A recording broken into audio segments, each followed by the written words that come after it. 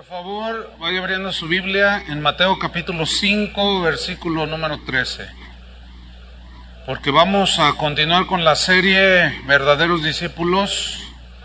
Y este tema es el número 17 y se titula La sal de la tierra.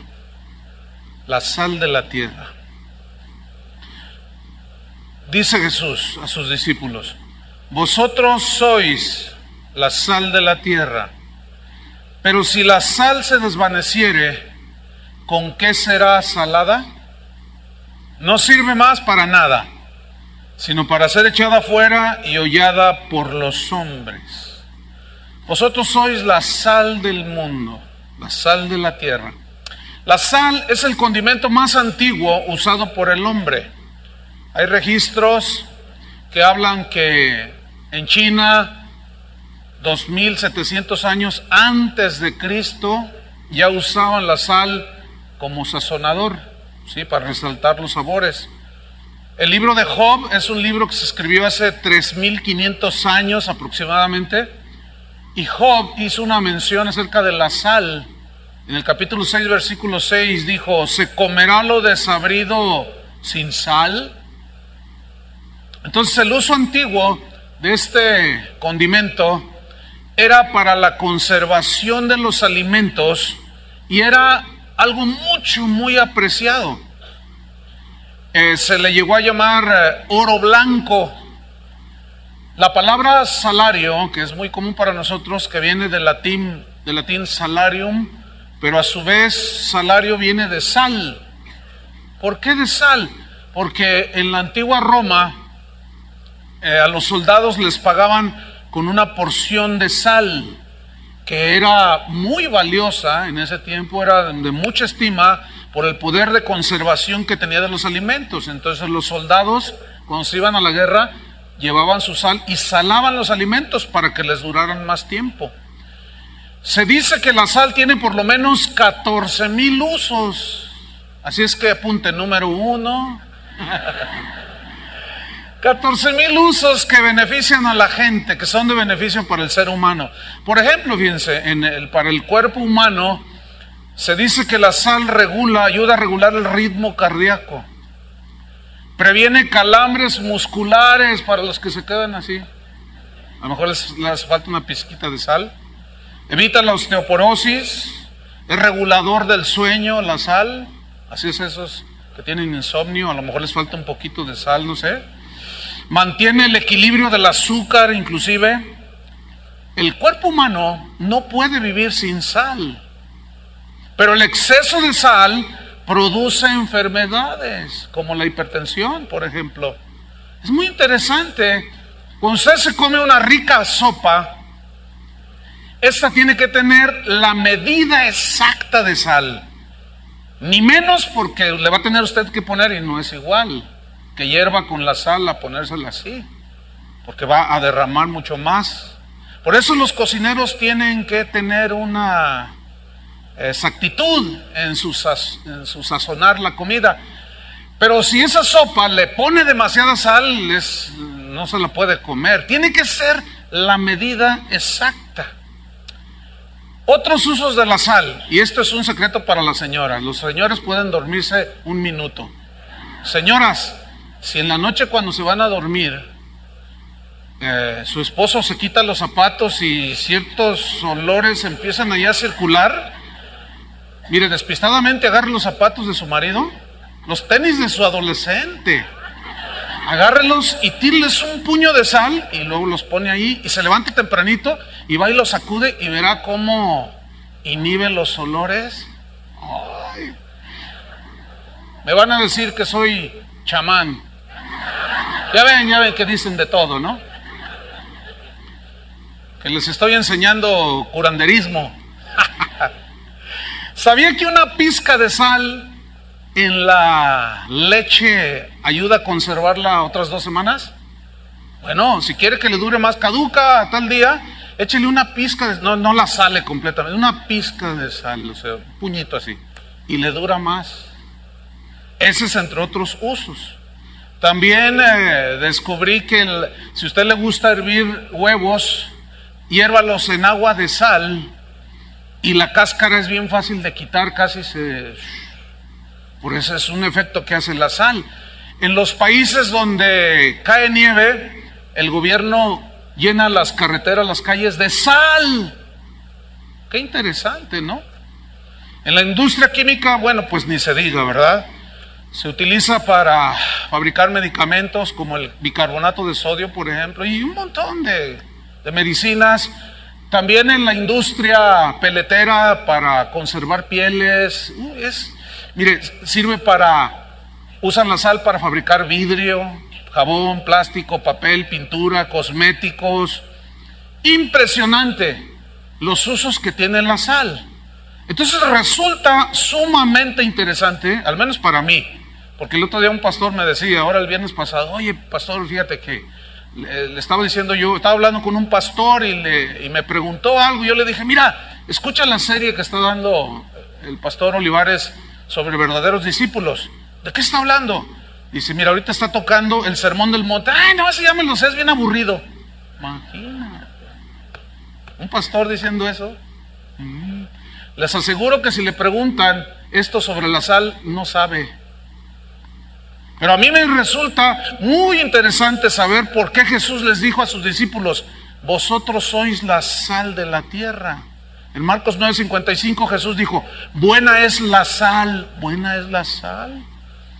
Ahora, los brujos usan la sal para salar a la gente.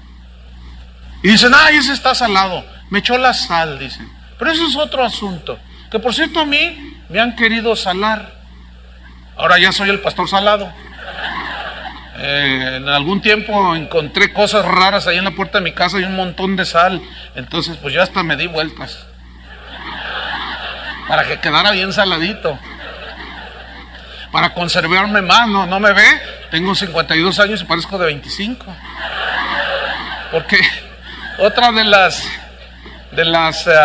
propiedades, beneficios de la sal es que conserva los alimentos, conserva las cosas. Así es que, señora, aviéntese un puño de sal en las arrugas y verá cómo se conserva más joven. No, pero a mí me resulta muy importante, muy interesante saber por qué Jesús les dijo, ustedes son la sal de la tierra. Es muy interesante. ¿Qué quiso decir Jesús con esta afirmación? ¿Qué quiso decir? ¿Qué entendieron los discípulos cuando les dijo, ustedes son la sal de la tierra? En Mateo 5:13 les dice Jesús, vosotros sois. Entonces el discípulo ya es, no que llegará a ser sal, sino es sal. ¿Qué significa? Que en el momento en que una persona se entrega a Cristo, se arrepiente de sus pecados, en ese momento nace de nuevo y en ese momento ya tiene la capacidad de ser sal, una influencia hacia el mundo, porque la sal tiene, a lo que se refirió Jesús, él tenía en mente dos de las cosas que se usaban para aquel tiempo, que era para preservar, conservar los alimentos y para sazonar la comida. Entonces, el discípulo de Jesús, una vez que nace de nuevo, ya tiene esta capacidad, esta cualidad de sazonar, de ponerle el ingrediente exacto a las cosas de la vida. De esto vamos a hablar extendido. Entonces, el discípulo no llegará a ser, es sal de la tierra. Ahora, la palabra que se tradujo aquí, sal, viene del griego jalás, que se traduce sal, el condimento, literal, pero tiene también un sentido figurado y se traduce por prudencia. Mire, qué interesante. Tened sal en vosotros, sea vuestra palabra, dijo Pablo a los Colosenses, sazonada con sal. Colosenses 4, sazonada con sal, o sea, lo que digas sea prudente. Pero prudencia también se entiende como cautela, moderación, ¿sí? Habla de un equilibrio, un balance. Yo decía, medida exacta de sal en un alimento para que sea disfrutado. También significa sensatez, buen juicio. Y el diccionario de la Real Academia Española dice acerca de la prudencia que es una virtud que consiste en discernir y distinguir lo que es bueno o lo que es malo.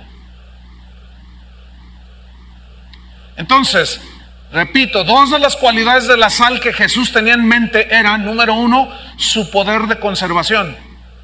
Y número dos, la cualidad de dar sabor, de dar sazón. Y el asunto de la conservación, ¿qué tiene que ver con nosotros cuando dice somos sal de la tierra? Tenemos que conservar, guardar las verdades del Evangelio. Y aplicar esas verdades del Evangelio en la medida exacta para darle el verdadero sentido y sabor a las cosas. Hay una escritura en Apocalipsis 3, versículo 8, de una iglesia que era la iglesia, se llamaba Filadelfia. Y esta iglesia, el Señor la tenía, es el prototipo de la iglesia que el Señor Jesús espera venir por ella, encontrarla. Y su característica era esta, fíjate, 3:8 de Apocalipsis. Yo conozco tus obras. He aquí, he puesto delante de ti una puerta abierta, la cual nadie puede cerrar. Porque aunque tienes poca fuerza, hicieron dos cosas los cristianos en Filadelfia. Número uno, has guardado mi palabra. O sea, no has diluido mi palabra, no has traicionado mi palabra, no has torcido mi palabra, has guardado mi palabra. Y la palabra guardado aquí significa conservado. También significa obedecer. Pero tiene un alto grado de significado de conservar. Has conservado. ¿Qué conservan los alimentos? La sal. Y el Señor dice, ustedes son la sal de la tierra. Es decir, vas a guardar, a conservar, a defender, a proteger. ¿Qué? Las verdades del Evangelio. No las vas a diluir, que se pierde el sabor. Mira, si tú haces una olla de sopa para 10 personas, más o menos es una olla de este tamaño, y tú le pones 5 gramos de sal, no vas a ver a nada, va a estar toda desabrida la sopa, ¿no es verdad? Pero si le echas 1 kilo de sal, ay, también la echas a perder. No, tiene que ser la medida exacta de sal, para que digan, wow, qué rico está esto. Como los que fueron al retiro de matrimonios, ahí en el hotel donde estuvimos, la comida estaba, ¿cómo estaba la comida, oigan? Yo normalmente a veces le echo un poquito, no le ponía nada. Pues tampoco le quitaba porque no se podía. Pero estaba exacto el sazón. Fíjense bien, estaba rica la comida. Entonces, la medida exacta de sal. Entonces Jesús aquí les dice, has guardado mi palabra, número uno, y no has negado mi nombre. Fíjense, solo 2 cosas espera el Señor. Guardar su palabra, conservar su palabra.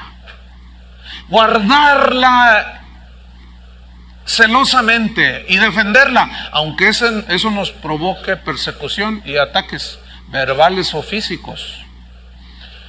La sal en la Biblia tiene, así como tiene múltiples aplicaciones en el ámbito de la vida humana, también tiene simbolismos en la Escritura. Por ejemplo, cuando se ofrecían los sacrificios en el Antiguo Testamento, mataban al animal, debería de ser un animal sin mancha, lo mejor del ganado.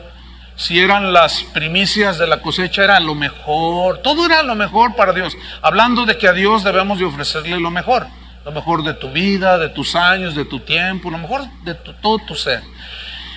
Pero enseguida el sacerdote esparcía mucha sal, o sal, tenía su medida, sobre el sacrificio, y eso tenía un simbolismo. Vamos a ver en Ezequiel capítulo 43, Ezequiel 43, en el versículo número 23, cómo menciona la sal rociada o esparcida en el sacrificio, pero también habla de un pacto de sal. Vamos a ver. Ezequiel 43, 23 dice así: cuando acabes de expiar o de rociar la sangre que simbólicamente limpiaba los pecados de la gente, ofrecerás un becerro de la vacada sin defecto, es decir, lo mejor del ganado, y un carnero sin tacha de la manada. Acuérdense que todos esos sacrificios apuntaban hacia el Cordero de Dios, que es Jesucristo, que fue el sacrificio perfecto. Ustedes conocen eso, ¿verdad? Ven, versículo 24. Y los ofrecerás, estos animales, delante de Jehová, el sacrificio para Dios. Y los sacerdotes echarán sal sobre estos animales muertos y los ofrecerán en holocausto a Jehová. Vamos a ver otra escritura y ahorita les explico lo que simboliza aquí la sal en el sacrificio. Vamos a Levítico capítulo 2. Levítico capítulo 2, en el versículo número 13.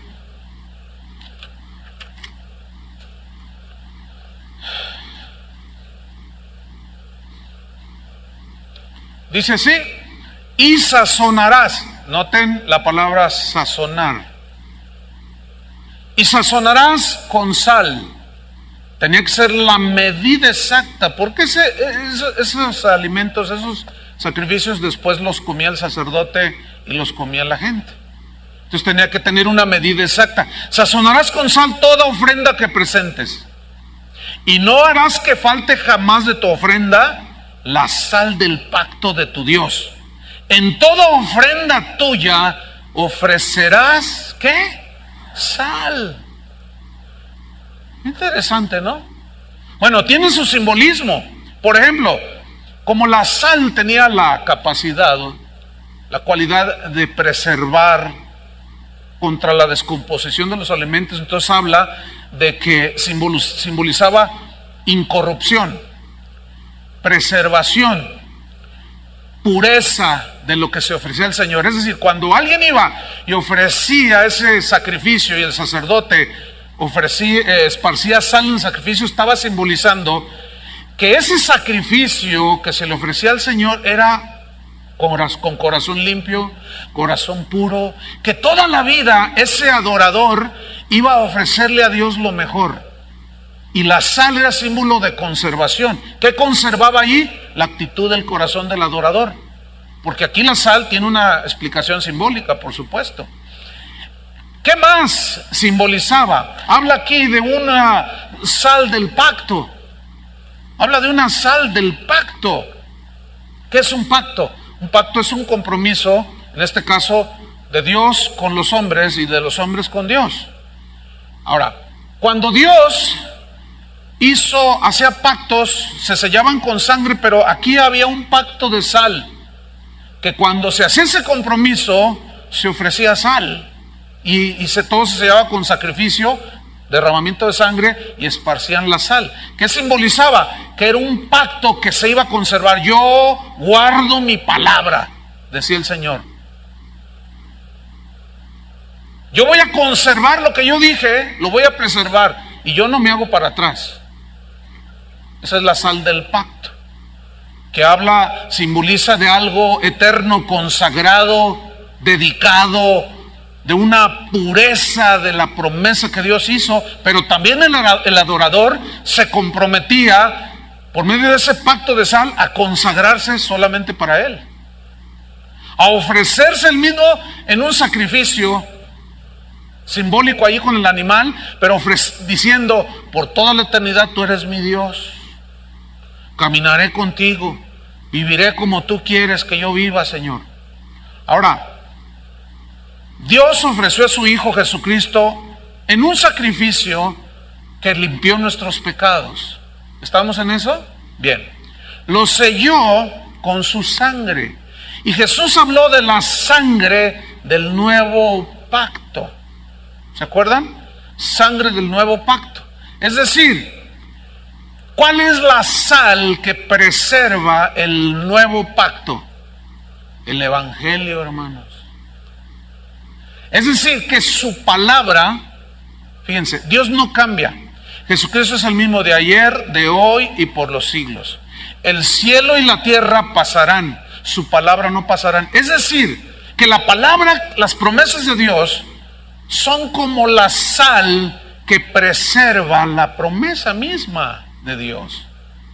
Entonces, cuando dice la Biblia, cuando dice Jesús, ustedes son la sal de la tierra, ¿qué significa? Que nosotros vamos también a hacer nuestra función, como la hace la sal, nosotros debemos de hacer una función, que es que conservarnos en Dios, guardarnos en Dios, caminar en santidad con Dios. Eso y mucho más vamos a estar hablando. Entonces, fíjate, por ejemplo, en Romanos 12, si van conmigo, Romanos 12, allí San Pablo ya, lo que es el Nuevo Testamento, él habla de un sacrificio, ya no es un sacrificio de un animalito, ya Cristo, el Cordero de Dios, había sido ofrecido, Cristo, Romanos 12:1, Cristo es el sacrificio perfecto, ¿sí? Él, sus promesas nunca se va a desdecir, Él las conserva, ¿sí?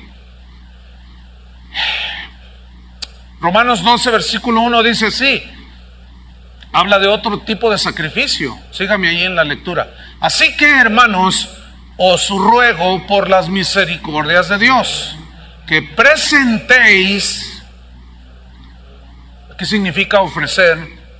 Y es una alusión al ofrecimiento de los sacrificios en el Antiguo Testamento. Nada más que aquí se ofrece otra cosa. ¿Qué? Escuchen. Que presentéis, que ofrezcáis vuestros cuerpos, todo vuestro ser, espíritu, alma y cuerpo, en sacrificio, ¿cómo? Vivo. ¿Por qué dice vivo? ¿Qué significa vivo? Significa un sacrificio vivo, es decir, tú te ofreces de una manera voluntaria para caminar en obediencia con Dios. Tú te consagras de una manera voluntaria para obedecer a Dios, para caminar en santidad, para guardar su palabra. Por ejemplo, el Señor dice, perdona al que te ofende. Entonces, como tú estás vivo, te duele cuando te ofenden. Pero si tú perdonas, te estás negando a ti mismo porque lo estás haciendo voluntariamente. Entonces, esos son de los sacrificios que le agradan a Dios. ¿Por qué? Porque estás obedeciendo la palabra de Dios. Entonces, como el sacrificio está vivo, tú estás vivo, es más valioso, porque es algo voluntario. El animalito se amarraba ahí y se preparaba, y después se sacrificaba y se quemaba. Y en el caso de nosotros, no. Nosotros nos ofrecemos voluntariamente. Somos esclavos por amor. Nadie está forzado a seguir a Jesús, ¿verdad que no? Es un ofrecimiento voluntario, pero ahí nos sigue explicando Pablo. Presentemos nuestros cuerpos en sacrificio vivo, voluntario, santo, dice. Es decir, de exclusividad para Dios. Nosotros somos exclusivos para Dios. Dios no nos comparte con nadie, así como una esposa no comparte al marido, ni viceversa. Tampoco Dios nos comparte a nosotros con el diablo. Y nosotros no debemos de compartir a Dios con el diablo o el mundo. Es un sacrificio santo. Santo significa apartado. Entonces nuestras vidas están apartadas ¿para quién? ¿Para el apóstol Camaleón Casillas? No. ¿Para quién? Para Dios. Por eso es un sacrificio santo. Pero ¿qué más? Agradable a Dios. Hay un sacrificio que le agrada a Dios. Cuando alguien te maldice y tú lo bendices, eso es agradable a Dios. Pablo hablaba de un olor fragante que subía delante de Dios en los que habían obtenido la salvación. En los que se salvan es un olor grato, dice. Cuando Jesús estaba aquí en la tierra, Él decía, yo siempre hago lo que le agrada a mi Padre. Y luego Dios dijo de Jesús, este es mi Hijo amado, en quien tengo toda mi complacencia. Mi corazón se goza, decía Dios, dijo Dios. Se regocija porque mi Hijo, Él hace mi voluntad. Ahora, sigo leyendo. Sacrificio vivo, santo, agradable a Dios, que es vuestro culto racional, es decir, racional en el sentido que va de acuerdo a los razonamientos de Dios. Es decir, que si hay alguno que dice que es cristiano y ofrece algún tipo de sacrificio que no está en la Escritura, que se le ocurrió, entonces no es un culto conforme a la razón, ni a lo razonable de Dios, a lo que Dios escribió de su mente, de su corazón. Entonces es irracional de nuestra parte hacer algo que no está en las Escrituras. Como un predicador allá en Florida que dice que Dios le dice que ore por los enfermos, pero que los golpee. No, es en serio. Inclusive hace rato que yo mencioné esto, algunos se quedan así, ¡ah! Y en el receso les enseñé el video a algunos hermanos. Es un pastor en los Estados Unidos, con un bat le pegó a un señor. A una señora le dio una cachetada, a otra que porque Dios le dice que así. ¿Cuántos quieren que oren por ustedes? Dice, y una vez, dice, estaba yo en la plataforma y soy una señora y el Espíritu Santo me dijo, dale un rodillazo en el estómago. Es en serio, no estoy exagerando, está ahí en los videos en el internet. Y agarró a la señora y toma, dice, y cayó y se levantó y sanó. Oh. ¿Dónde está eso en la Biblia? ¿Ah? Bueno. Entonces sigue diciendo Pablo, versículo 2. No os conforméis a este siglo. Aquí siglo significa mundo, el estilo de vida del mundo, de la gente que no conoce a Dios, que se dejan llevar por todas las corrientes filosóficas, prácticas mundanas. ¿Sí? No os conforméis. La palabra conforméis significa en el griego amoldarse. Es decir, no se amolden al estilo de vida que viven los del mundo. Cuando usted vierte el líquido para hacer una rica gelatina, se llama molde. Y el líquido tiende a amoldarse, toma la forma del molde. Pues eso es lo que está diciendo Pablo que nosotros no hagamos en relación al mundo y a la manera de vivir del mundo. No se amolden a la gente del mundo, no se amolden al pensar del mundo, sino, ¿qué dice? Transformaos por medio de la renovación de vuestro entendimiento. ¿Dónde está el entendimiento? ¿En la cabeza o en los pies? Pues parece que algunos cristianos las tienen en los pies, porque no entienden nada. Por más que se les habla, por más que se les explica, todo lo tuercen y entienden como quieren. ¿Serán sal? Ya perdieron su sabor esos. Pues el entendimiento, nada más les voy a recordar, está aquí en la mente. ¿Sí? En la mente es donde salen las ideas. En la mente es donde salen los pensamientos. Bueno, dice aquí Pablo que debemos de transformarnos por medio de la renovación de nuestra mente, de nuestro entendimiento. Ahora, la palabra transformaos, es una palabra muy interesante en el griego, metamorfosis. Y es una palabra que se usa para describir la transformación que sufre la oruga, que es un gusano rastrero que anda ahí en la tierra, pero que por la metamorfosis sufre una transformación en su forma, y de ser un gusano se comienza a transformar en una hermosísima mariposa. Los que van a ir a Costa Rica de misiones, un saludo a Paul y a su esposa Sophie. Si los llevan a la selva allí, ¿no? Pues Costa Rica es prácticamente, hay mucha selva por todos lados. Hay unas mariposas blancas de este vuelo, mire, impresionante. Y siempre andan en parejitas. Es una maravilla natural, es una cosa hermosísima. Pero antes de ser una mariposa hermosísima, eran un gusano. ¿Qué éramos antes? Terrenales. Todo comíamos de la tierra, nos revolcábamos en la tierra. El que entienda, entienda, el que no, pues duérmase. Todos nos arrastrábamos en la tierra, nos contaminábamos con lo terrenal. Pero un día vino Jesús y sufrimos una metamorfosis. Y de gusanos, ahora el Señor nos compara con águilas que volamos alto. A ver, extiendan sus alas a volar. Los gusanos no vuelan, ¿eh? Algunos siguen siendo gusanos y quieren volar, no. A menos que sufran una metamorfosis, una transformación que solamente viene cuando naces de nuevo. Entonces Pablo dice que todo discípulo de Jesús necesita una transformación en su entendimiento. ¿Para qué necesitamos esa transformación, esa metamorfosis? Aquí lo dice. Para que comprobéis, para que sepas, hermano. Acuérdate de la definición de sal: prudencia, cautela, discernimiento entre lo que es bueno y lo que es malo. ¿Ah? Para que comprobéis cuál sea la buena voluntad de Dios. Digan todos, voluntad de Dios. Ay, la voluntad de Dios. La voluntad de Dios para mi vida. Este sería como para hablar una serie completa. Pero entre otras cosas, ¿qué es la voluntad inquebrantable del Señor? Perfecta, agradable y perfecta. Está la santificación. Pablo lo dice. Que la voluntad de Dios es vuestra santificación. Que os apartéis de las cosas corrompidas del mundo, que cada vez nos apartemos más de todo eso. Entonces, noten, comprueben por medio de esa transformación cuál es la voluntad de Dios. Pero la voluntad de Dios en dos puntos que están ahí, agradable y perfecta. ¿Sabes cuál es el mejor lugar en el que un discípulo de Jesús puede estar? En la perfecta voluntad de Dios. Ahora, ¿dónde sé yo dónde encuentra un discípulo la perfecta voluntad de Dios? Aquí, en la palabra de Dios, la Biblia.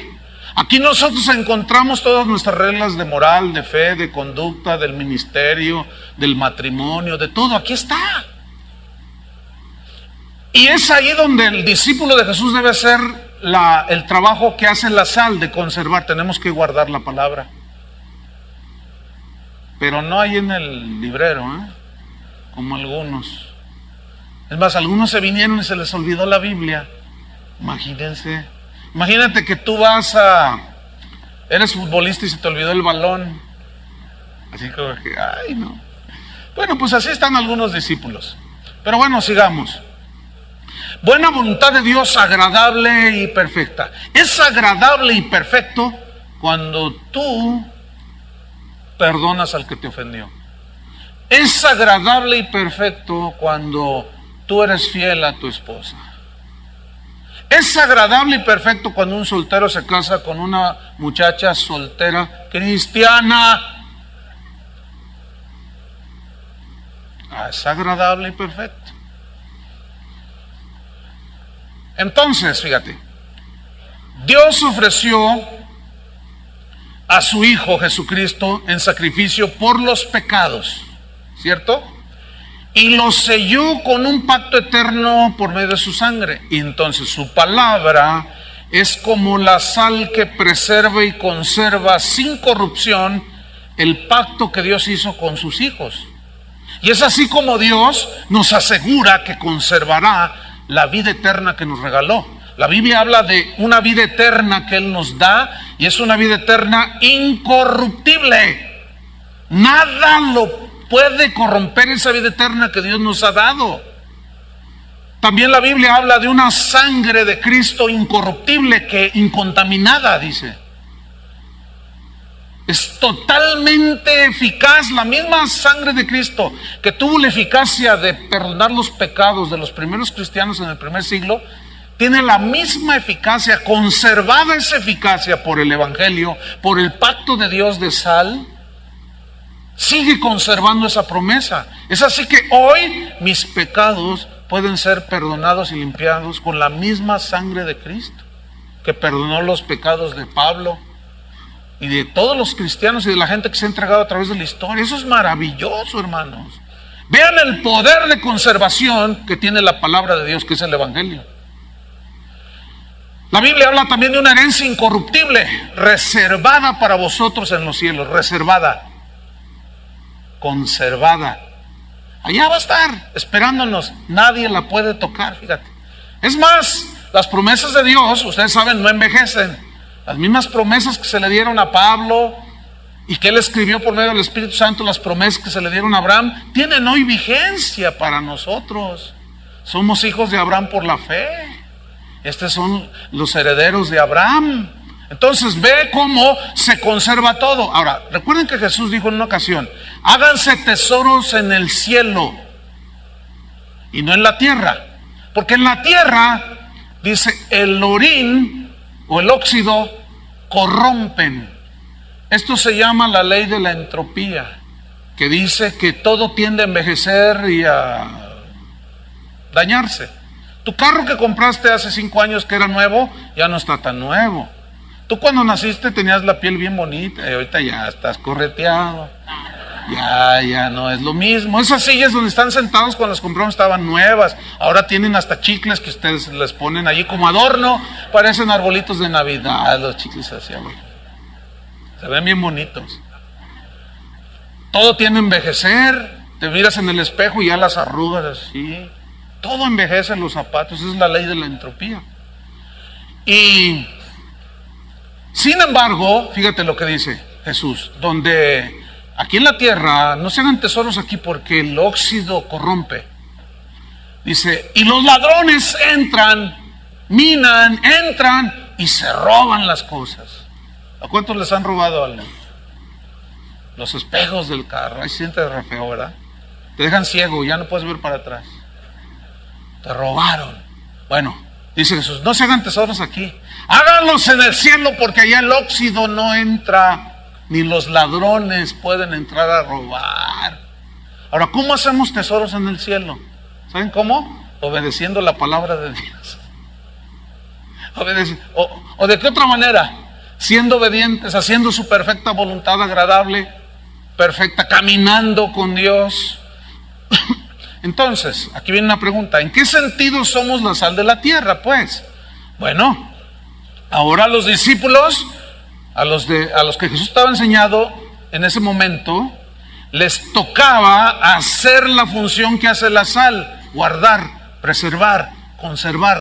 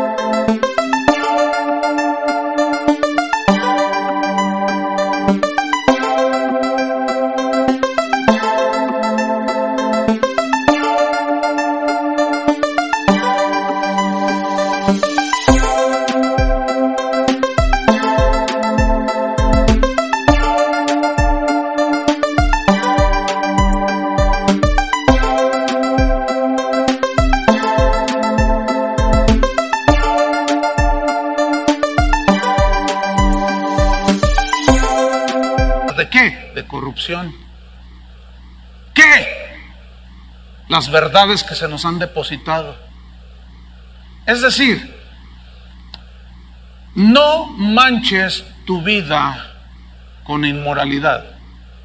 No manches tu corazón con el fraude. Eso de el que no tranza no avanza, quítalo ya de tu mente. Y sea un hombre honesto, íntegro. Entonces, ¿qué estás haciendo tú? Conservando. Ahora, tú tienes que hacer la función de la sal, conservar. No puedes diluir las verdades del Evangelio, porque así como a una olla de sopa de 5 litros no le pones 5 gramos de sal, porque queda desabrida, y tampoco le echas 2 kilos de sal, porque nadie se la va a comer. Tiene que ser la medida exacta. Escúchenme bien, la medida exacta de la palabra de Dios, en aplicarla en cada situación de tu vida. Hoy, esa es una de las constantes del evangelio de hoy. Se ha perdido el sabor. Está todo desequilibrado el alimento. O no tiene sal, no tiene sabor, o está súper salado y nadie se lo puede comer. Hace daño si se lo comen. Entonces, esto está cobrando mucho sentido. Como sal, el discípulo debe conservar y sazonar pues las verdades del evangelio. ¿Cómo? A través de tu testimonio. Es decir, el discípulo vive la palabra de Dios. Entonces, el vivir la palabra de Dios, esa es la influencia que va a proyectar hacia los demás. Me acordé en la mañana de algo que me pasó a mí de recién que nos convertimos al Señor. fui a mi tierra a compartirle a mi familia. Por ahí hay un bebé bien lindo, son bien lindos los bebés, pero atiéndanlo al bebé. Entonces fui a hablarle a mi familia de la palabra de Dios. Y un día hubo se casó un primo, algo así, una fiesta familiar, algo importante. Entonces nos invitaron y yo fui.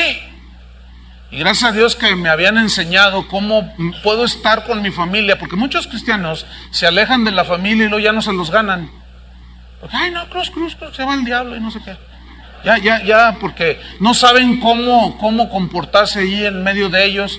Entonces a nosotros nos tocó la bendición que nos instruyeron. Entonces, puedes estar allí, pero no hagas lo que ellos hacen. Puedes platicar de un montón de cosas. De política, de fútbol, de muchas cosas. Y puedes estar allí para acompañar a la familia si se muere un familiar, si se casa otro familiar, etc. Entonces, ahí estaba. Y termina la ceremonia y bueno, nos vamos a la casa de la abuela, era una casa enorme y ahí empieza la fiesta. Y empieza la carrilla, empieza la burla. Entonces llega un tío y me dice, mira, aquí está una de don Pedro, el apóstol, el apóstol. Tómate unas de don Pedro el apóstol. Y yo, no, mira, con la Coca-Cola, con esa me basta, tío. No seas sacatón, sobrino. No, hombre, lo que pasa es que ya algo pasó en mi corazón, pero no me dejaba intimidar. Y luego llega otro, en aquel entonces había un brandy que se llamaba San Marcos. Dice, mira, este es de San Marcos, el de la Biblia. Órale, sobrino, dice. Y la carrilla estaba dura, pero no me dejaba arrastrar. Entonces, pues empezaron a tomar y empezamos a hablar de fútbol y que hasta defendían las Chivas, ¿imaginas?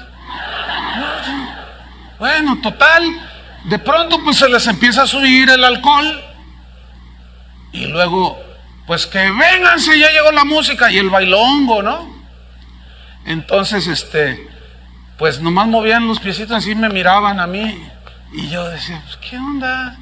Entonces una tía mía que llega y se me acerca y me dice, ¿sabes qué, sobrino? No me gustó que hayas venido. Yo le digo, uy, tía, ¿pero por qué? Dices, mira, no puedo fumar, no puedo tomar y no puedo bailar. Le digo, uy, tía, si quiere métase cocaína. No, le dije, pues yo qué tengo que ver con esto. Baile de cabeza, tómense 20 botellas de tequila. ¿Yo qué tengo que ver en eso? Es que, me dice, es que no puedo hacerlo a gusto. Y no estoy contenta que hayas venido, me dice. Ay, y los demás tíos y primos así como sacarle el cigarrito, así como, ay, disculpe, le decían, así, fumaban el cigarro de lado. Y yo ahí con mi Coca-Cola. Y cuando ya estaban medios borrachillos, empezó el asunto. Llega un tío y me dice, sobrino, ven para acá. Un tío político. ¿Qué pasó? No, ven acá. ¿Qué pasó, tío? Es que, aconséjame, me estoy divorciando de tu tía. Es que ya no puedo. Mira, yo sé que Dios está contigo. Ora por mí. ¿Qué quieres? No, que no. Pero escúchenme, ¿qué tal si yo me emborracho con ellos? ¿Qué tal si yo le fumo con ellos? ¿Qué tal si me río de los chistes de Pepito con ellos? ¡Ay, sí! ¡Qué bueno, tío! ¡Qué bueno está el chiste! Ahí es donde la sal de muchos cristianos se diluye. La influencia se perdió. Ahora, ¿con qué cara tú vas a decirles de Cristo? Bueno, déjenme decirles a tía que no le gustó que yo haya venido, ha ido a esa fiesta y es cristiana. Hace mes y medio estuvo allí sentada con su hija cristiana y sus otras hijas cristianas y otros tíos cristianos y otros familiares, y así la familia de mi esposa, igual. ¿Qué fue, hermanos? El testimonio. Pero déjenme contarles cómo se pierde la sal, el sabor de la sal, y ya no hacen la función de la sal.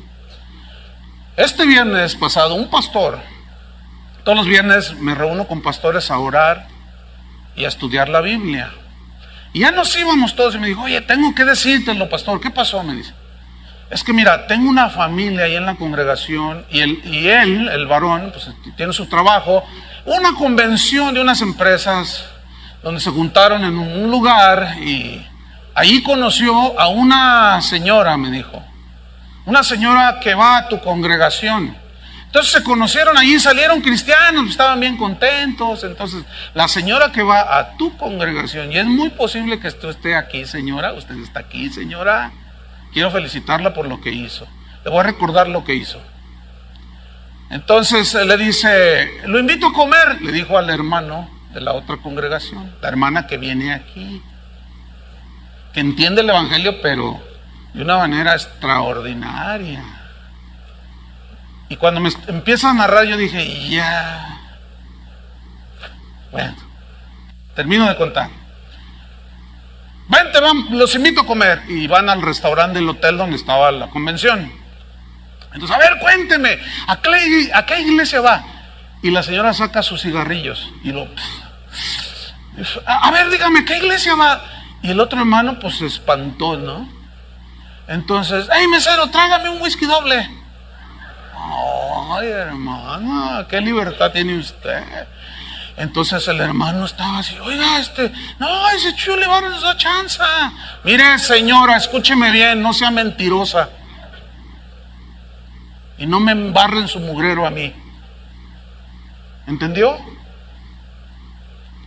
Si de algo estamos luchando y peleando es contra el pecado, hermanos. ¿Cómo es la gente? ¿Cómo es la gente? Entonces me dice el pastor, ¿sabes qué, Chuy? Dice, esta familia tiene 2 semanas muy afectados. Entonces yo dije, híjole, pues ¿qué te puedo decir, pastor?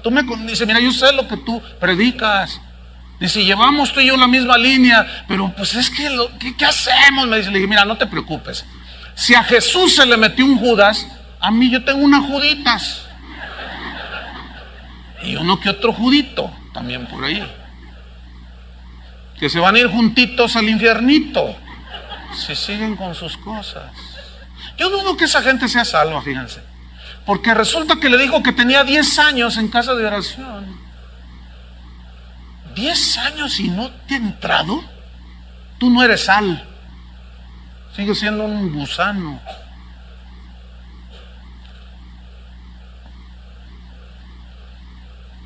Ay, por eso no me gusta venir aquí.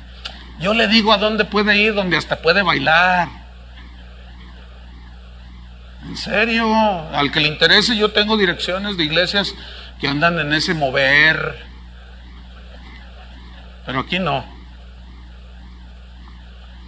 Entonces, el verdadero discípulo hace las funciones de la sal porque se guarda del pecado que corrompe, se guarda de la corrupción del mundo, de los deseos de los ojos, de la vanagloria de la vida, de ese deseo de reconocimiento, de fama, de cuánta cosa.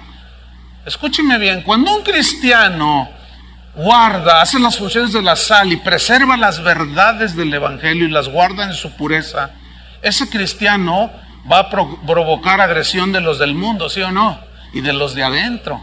Entonces, fíjense, hace 8 días yo hice una pregunta y dije, a ver, ¿ustedes creen que usted como cristiano, dije, usted aceptaría que el mundo lo premiara con un Grammy? Y la mayoría de la gente le dijo así, no, pues casi todos en realidad dijeron, no, pero estaba una persona por ahí sentada y dijo, yo sí, dice, yo sí. Entonces cuando la miro así, vi que tenía un corazón de esos que les ponen a los que vienen por primera vez. Dice, yo sí lo recibo, dice, un Grammy. Entonces, como todo el mundo se rió.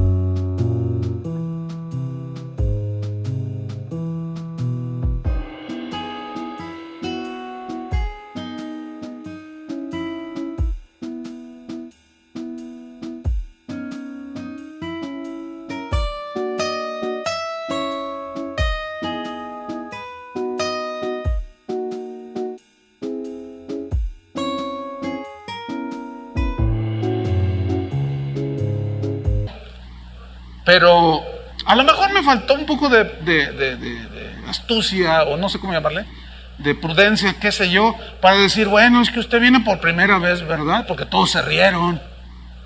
Pero ella estaba con la tercera fila y se rieron todos los de todo el auditorio, pero nunca le vieron el corazón. Pero yo sí se lo vi. Entonces dije, no, pues no, usted no entiende lo que yo estoy diciendo.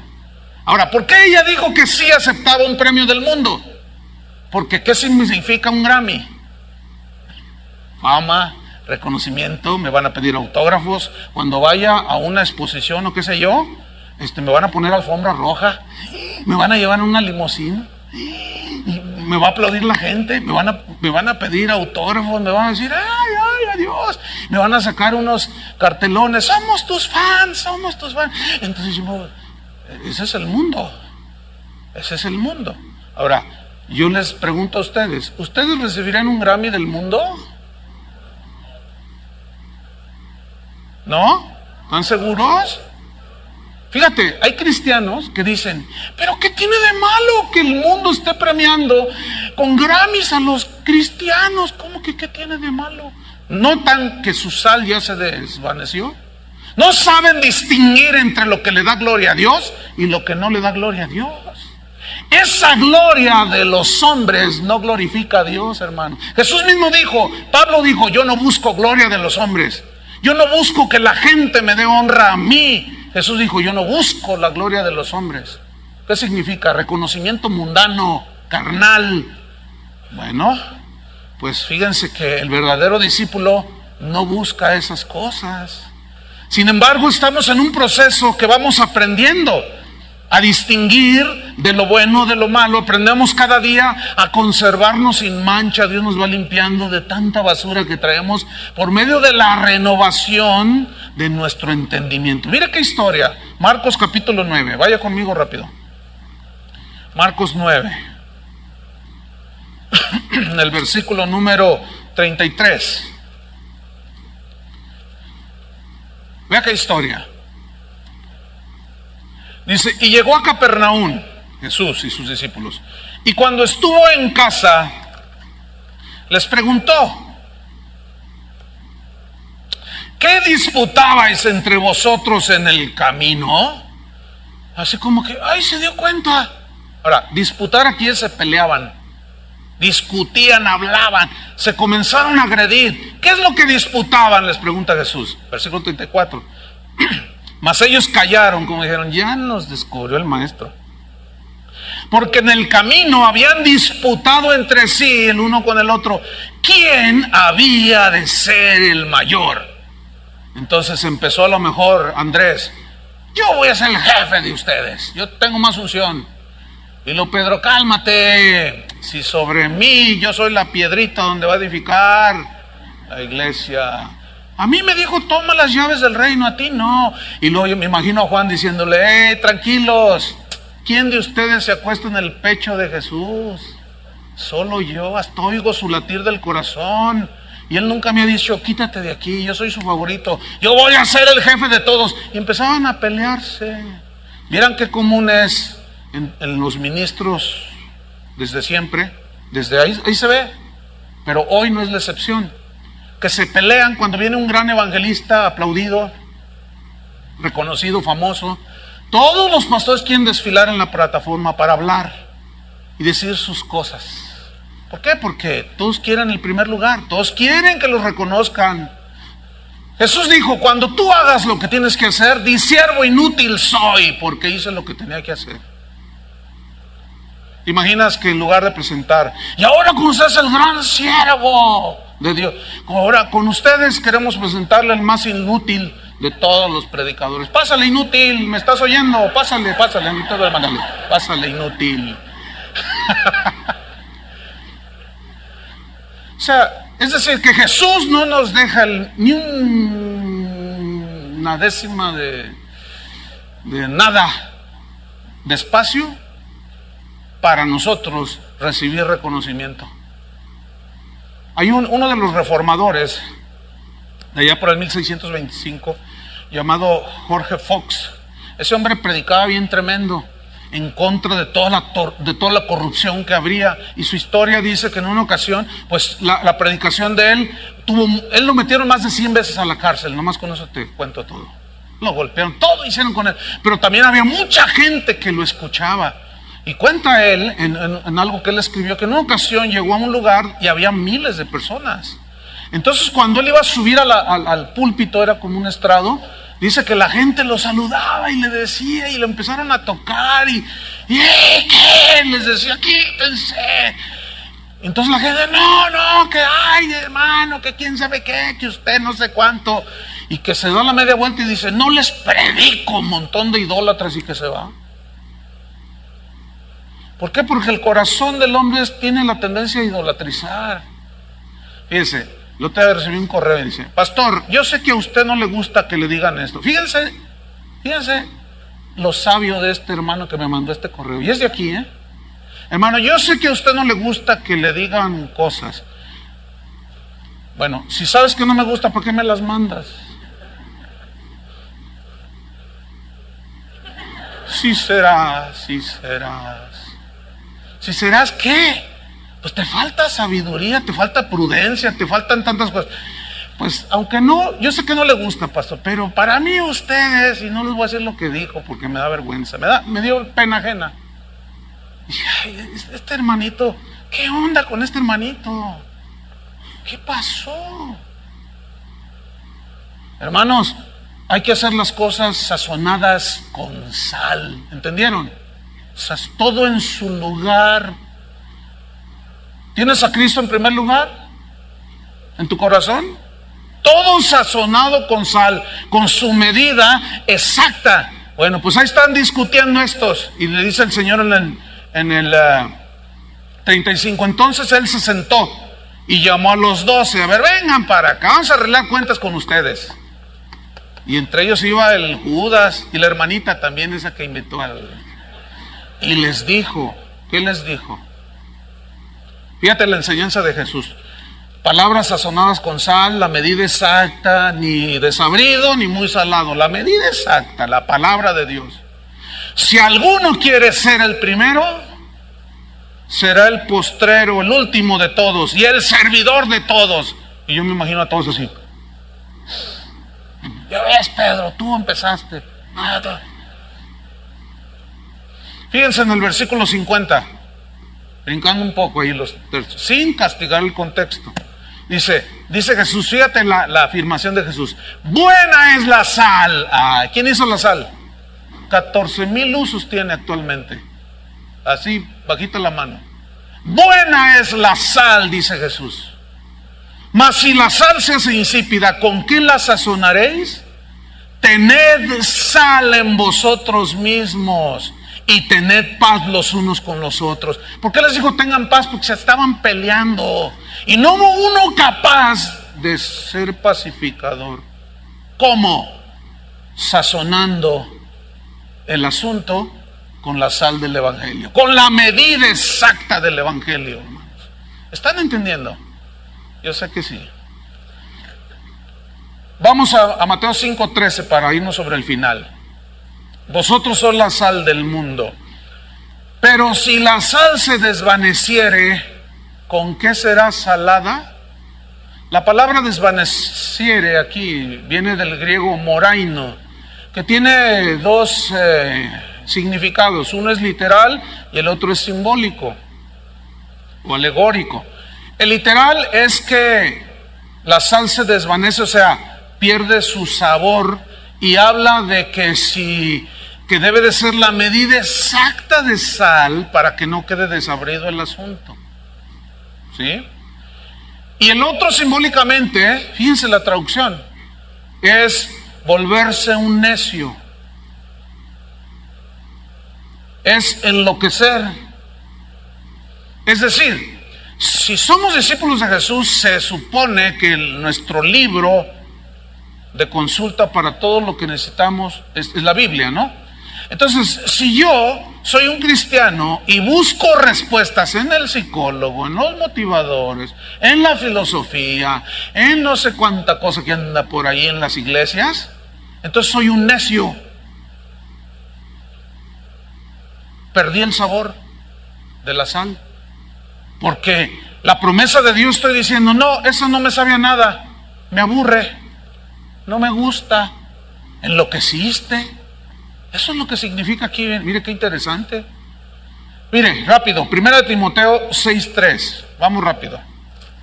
Nada más como una ilustración bíblica. 1 Timoteo 6, versículo 3.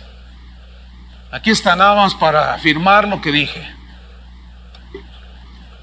Dice así, 1 Timoteo 6:3. Si alguno, no me importa quién sea, el apóstol, la profetisa, aquella, el que sea, si alguno enseña otra cosa y no se conforma, amolda, ahí otra vez amoldarse, y no se conforma, no le bastan las sanas palabras de nuestro Señor Jesucristo, y empieza a buscar en otro lado, empieza a decir otras cosas que no son los dichos de Jesús, y a la doctrina que es conforme a la piedad. ¿Cuál es esta doctrina? Es aquella que te lleva a amar más a Dios, a consagrarte más, a entenderlas. Esa es la doctrina que es conforme a la piedad. Aquellas doctrinas, enseñanzas en la palabra que te hacen buscar lo eterno, no lo terrenal.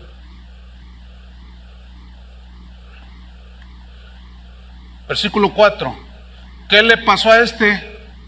Está envanecido, dice, se enorgulleció.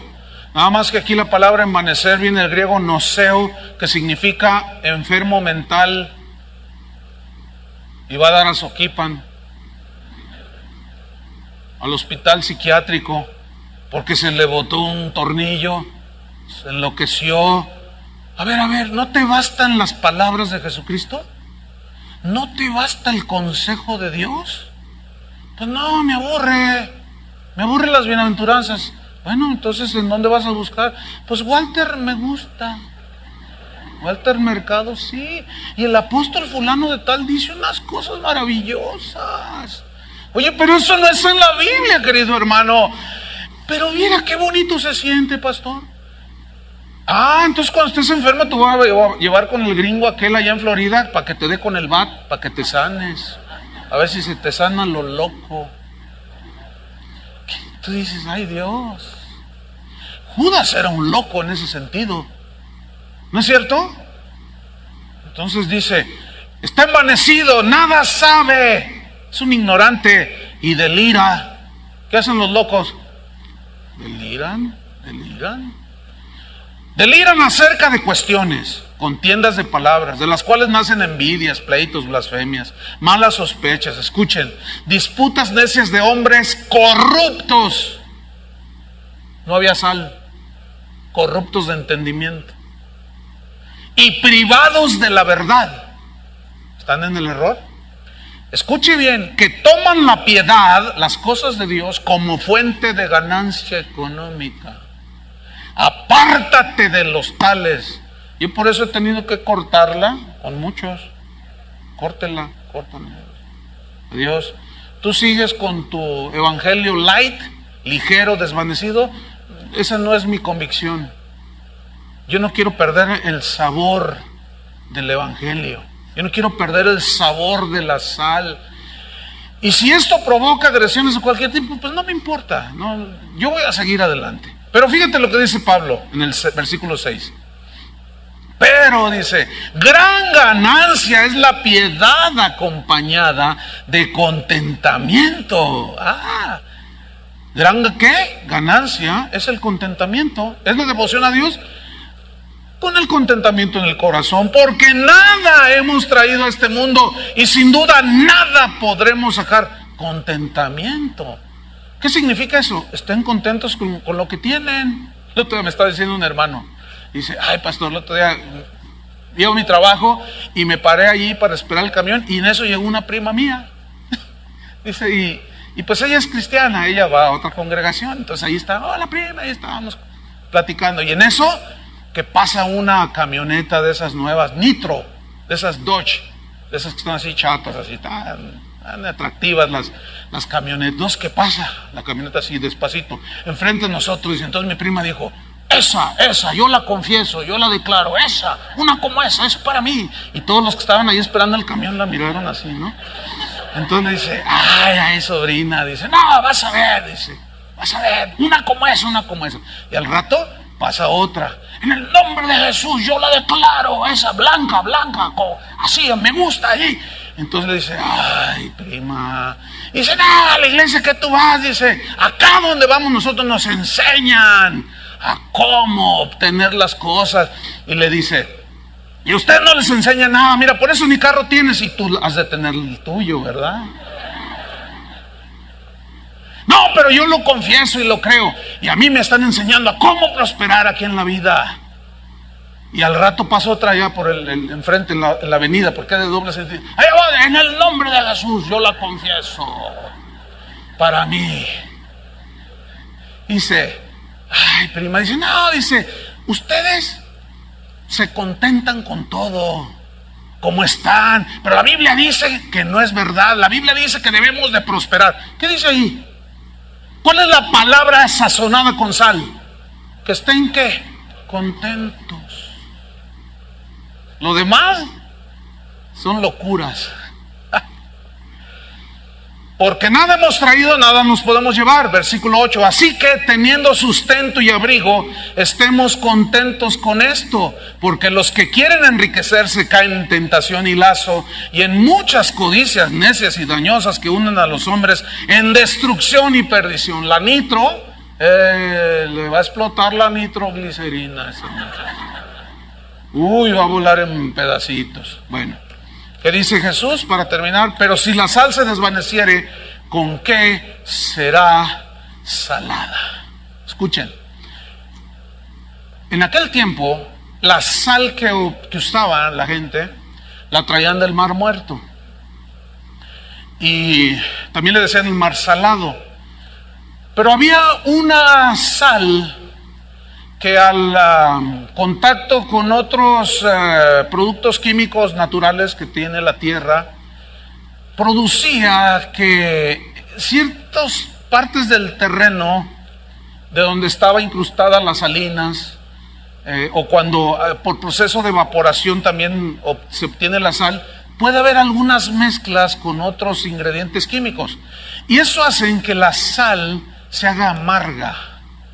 Esa sal la sabían distinguir perfectamente los que comerciaban con ella, de manera que esa sal no servía para nada, porque se volvía amarga.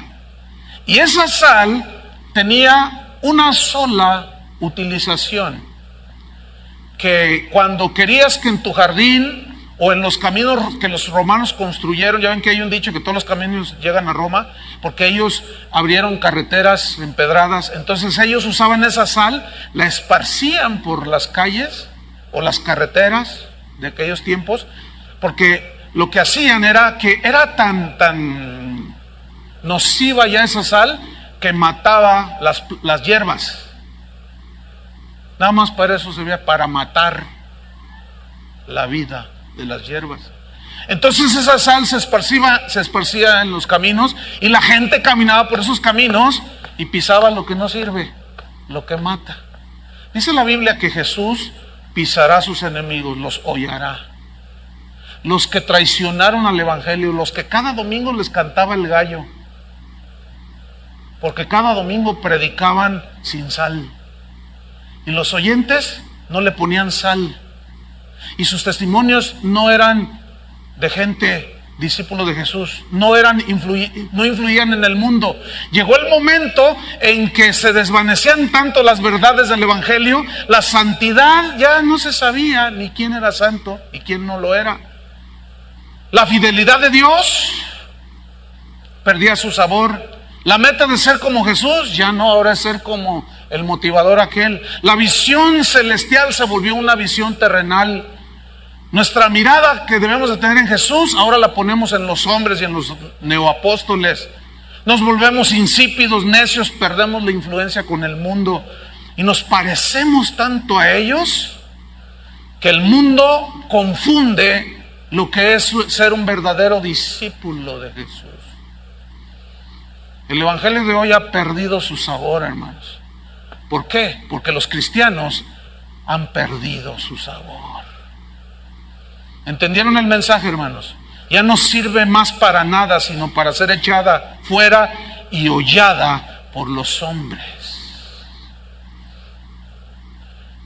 En las casas de aquel tiempo, la gente compraba costales de sal, y era un tesoro, pero los pisos eran de tierra.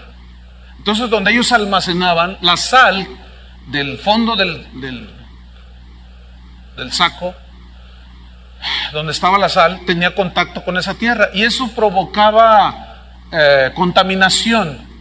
De manera que cuando usaban la sal y llegaban al fondo de esa sal la tiraban. No servía para nada. Cristianos así, o supuestos cristianos, no sirven para nada.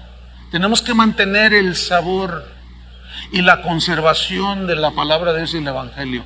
Déjame terminar con una anécdota tomada de la naturaleza, que es muy interesante. Si ustedes son observadores, Jesús ponía muchos ejemplos de la naturaleza. Él hablaba a los pajarillos, que Dios los alimenta, hablaba de las zorras, siempre sacaba una ilustración que ilustraba precisamente algo que tenía que ver con la vida de los discípulos. Bueno, hay un animalito en la naturaleza que se llama armiño, y es un animalito más o menos mide entre 40 centímetros a medio metro, son chiquitos, pero esos en tiempo de otoño, su piel es parda, cafezosa, pero estos animales habitan en lugares árticos donde hace mucho frío, y cuando cae el invierno, su piel se vuelve blanca, blanca, blanca, pero de un blanco brillante, hermosísimos que están esos animalitos, pero tienen una particularidad, en la punta de su colita es negra, entonces están hermosos. Y investigando cuánto vale una piel actualmente de un animalito de esos, ronda entre los $5,000 hasta los $10,000. O sea, estamos hablando de el más baratito, $50,000. Te cuesta un abriguito de un animalito de esos. Bueno, en la antigüedad, cuando los cazaban con flechas, los cazaban con trampas, y a la hora de hacerlo, pues se dañaba la pequeña piel del animalito. Entonces, ellos procuraban dañar lo menos posible la piel para que tuviera más valor la misma. Entonces hay una historia de un cazador, esto en la antigüedad, que andaba siguiendo uno de estos animalitos. Entonces él lo va correteando, lo va persiguiendo para tratar de clavarlo con una flecha o con el instrumento que lo iba a cazar. Y cuenta esa historia que el animalito llegó así como en una hondanada donde ya no había escapatoria y había agua del deshielo, pero había tierra negra y una especie de lodo ahí que se había formado porque ahí atravesaban los animales y estaba sucia el agua. Entonces de pronto, cuando el cazador va sobre el animalito y ve que está para pasar ese charco, el animalito se pone nervioso y se queda como paralizado, y de pronto se abandona, se tira así y se abandona. Entonces el cazador se sorprende y él se va acercando y ve el animalito así nada más. Entonces llega y lo golpea y lo cazó, lo mató. Pero entonces este hombre intrigado dijo: ¿pero qué le pasó a este animal? Entonces él se imaginó algo y dijo: voy a probar mi teoría. Su teoría era arrinconar al animalito al lugar donde había lodo. Dice: si mi teoría es exacta, yo voy a cazar a estos animales sin dañarlos en su piel. Entonces, ideó un plan y le dio resultado. Va cazando otro animalito y se ve que cuando está por llegar, cuando está ahí en la orilla del lodo, del fango, el animalito simplemente se abandona. Aquí hay una lección tremenda. Llega el cazador y lo mata. Aquí hay una lección bien tremenda de la naturaleza. Ese animalito, con esa piel tan blanca, tan limpia, brillante y pura, prefiere morir a ensuciarse con el lodo. ¿Les gustó esa ilustración? Eso hace un animalito, hermanos. Jesús no se ensució, Pablo no se ensució, Pedro tampoco. Prefirieron morir a ensuciarse con el mugrero del mundo. Tanto está sucia la iglesia que hoy el mundo ha sido metido a la iglesia. Y ahí están revolcándose los supuestos cristianos en las cosas que el mundo está ofreciendo. Hermanos, guardemos la sal del Evangelio. Hagamos esa labor que hace la sal, ese accionar de la sal, de guardar y preservar. Guardémonos en el Señor. Preservemos las verdades de la palabra de Dios. Guardemos que nuestro mensaje, nuestra enseñanza sea sazonada con sal. Y esa es la que confronta el pecado en la medida exacta. Ni más ni menos. Tal y como es la palabra de Dios. Amén. Pónganse de pie y oremos. Señor, te damos gracias. Gracias porque podemos entender